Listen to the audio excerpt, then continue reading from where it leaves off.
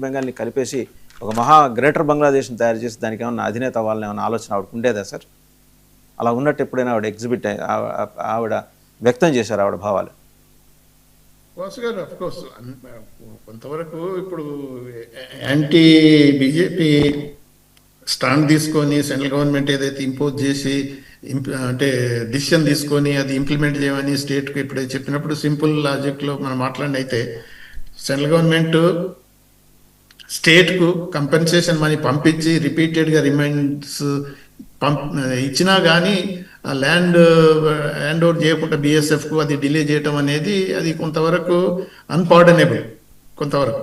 కానీ ఇప్పుడు మీరు అన్న పద్ధతి ఏంటంటే అఫ్ కోర్స్ ఇది బంగ్లాదేశ్తోని చేతులు కలిపి ఒక గ్రేటర్ బంగ్లాదేశ్ ఏర్పరచుకునే ఐడియాస్ అనేది అయితే I don't think any political leader not only Mamata ఇంకెవరైనా అలా ఆలోచిస్తారని నేను అనుకోను.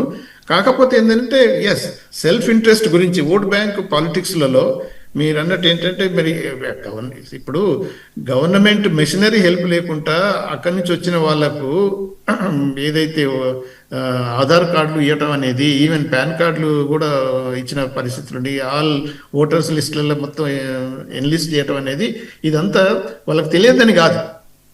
అంటే ఓట్ బ్యాంక్ పాలిటిక్స్లో మనకి